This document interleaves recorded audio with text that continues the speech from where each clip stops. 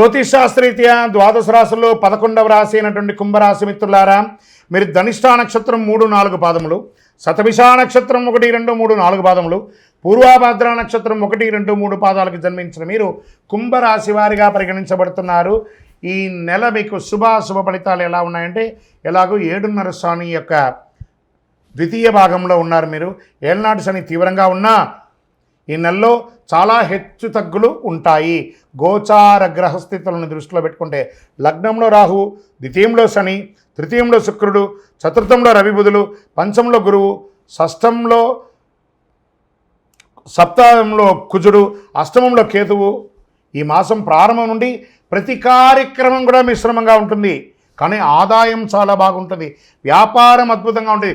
మీరు పుట్టిందే వ్యాపారం కోసం అన్నట్టుకు ఆ వ్యాపారాన్ని ప్రతి క్షణం దాని మీద మానిటరింగ్ చేసి మీ వ్యాపారాన్ని మీరు అభివృద్ధి పరుచుకుంటారు. అంత అద్భుతంగా ఉంటుంది.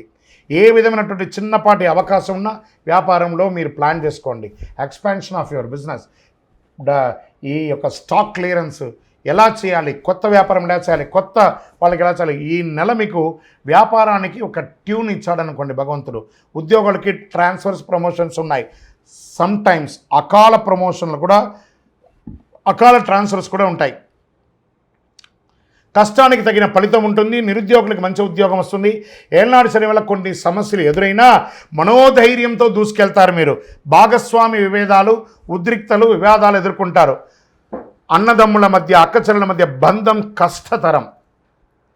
ఏదో రకంగా బయటపడాలని చెప్పి పైన నవ్వుతూ లోపల నిజమైనటువంటి మీరుగా కనబడుతూ ఉంటారు. ఒక ఆప్యాయత అనేది కనబడకపోవచ్చు. అది జాగ్రత్త పడండి.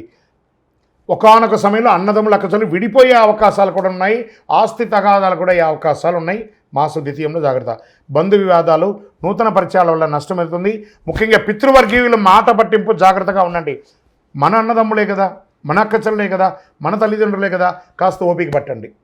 కూర్చొని మాట్లాడుకోండి, సర్దుకుంటుంది అన్నీ కూడాను. 10వ తేదీ తర్వాత వ్యక్తిగత జీవితంలో నిరాశకు గురి అయ్యే అవకాశాలు. మీరు కోరిన మర్యాద, రెస్పెక్ట్ మీకు ఉండకపోవచ్చు ఇంటా బయట. అందుకని అధైర్యపడక్కర్లేదు. కొన్ని రోజులే కదా, మళ్ళీ సర్దుకుంటాం. అతి ధైర్యం పనికిరాదు, అతి ఓపిక పనికిరాదు, అతి పిరికితనం కూడా పనికిరాదు. ప్రేమ వివాహాలు ఈ నెల బెడిసి కొడుతుంది. స్థిరాస్తి వివరాలకి ఈ మాసం అనుకూలమైనది కాదు. మాస ద్వితీయంలో ఎప్పటి నుంచో నిలిచిపోయిన పనులు పూర్తి చేసుకుంటారు. ఇంట బయట గౌరవం పెరుగుతుంది. బంధుమిత్రులతో వివాదాలన్నీ నిదానంగా సర్దుకుంటాయి. రహస్య శత్రువులను గుర్తించి రాజకీయాల నుండి కాపాడుకుంటారు. విదేశాల్లో నివసించేవారు మంచి మార్పులు పొందుతారు. భూములు, రియల్ ఎస్టేట్ క్రయ విక్రయాల్లో జాగ్రత్త. పెట్టుబడి పెట్టేటప్పుడు జాగ్రత్త. మీ సీక్రెట్స్ మీలోనే ఉంచుకోండి, కానీ ఇతరులకు చెప్పకండి. మా వాళ్ళే కదా అని జాగ్రత్త. అసాంఘిక కార్యక్రమాలు జాగ్రత్త. వివాహేతర సంబంధాలు జాగ్రత్త. దానివల్ల అవమానపడతారు. ఆరోగ్యాన్ని నిర్లక్ష్యం చేయొద్దు. విద్యార్థులకి చాలా ఇది ఒక మంచి సమయం కూడా చెప్పచ్చు. మంచి అవకాశాలు వస్తున్నాయి, మార్పులు వస్తున్నాయి. వెయిటింగ్ లిస్ట్లో ఉన్నటువంటి మీ యొక్క మార్క్స్ కానీ, లేదా రిజల్ట్స్ కానీ, లేదా వీసా కానీ, లేదా ఉద్యోగం కానీ, అవన్నీ కూడా యాక్టివేట్ అయ్యి అద్భుతం అవుతున్నారు. క్రీడాకారులకి చాలా అద్భుతమైనటువంటి సమయం చెప్పచ్చు.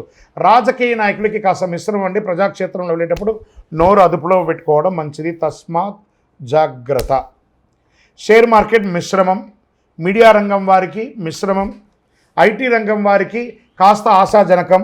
అదృష్టం రోజులు జూన్లో 1, 3, 7, 9, 13వ తారీఖులో బాగుంటాయి. అదృష్ట సంఖ్యలు 3 మరియు 7 బాగా ఉంటుంది. చంద్రాష్టమం 4వ తారీఖున 7:35 నుండి 6వ తారీఖున 8:06 రాత్రి వరకు చంద్రాష్టమం ఉంటుంది. జాగ్రత్త. ఆదిత్య హృదయం వినండి. విష్ణు సహస్రనామ పారాయణం చేయండి. సుదర్శన మహాయంత్రాన్ని ప్రార్థన చేయండి. పేద విద్యార్థులకి బట్టలు కానీ, పుస్తకాలు కానీ ఇవ్వండి. మీ ఇష్ట దైవంలో, కులదైవం దగ్గరికి పోయి మీ వయస్సు ఎంత ఉందో అన్ని దీపాలు వెలిగించండి. 48 రోజులు పూజ చేసినటువంటి అతి శక్తివంతమైనటువంటి కరుంగాలిమాలను ధరించండి. ఆరోగ్యంగా, ఐశ్వర్యంగా, విజయంగా, అద్భుతంగా ఉంటారు. ఇంకనూ మీ యొక్క వ్యక్తిగత జాతకానికి కింద కనబడుతున్నటువంటి నెంబర్కి పేరు, date of birth, time of birth, place of birth WhatsApp చేయండి. విజయోస్తు.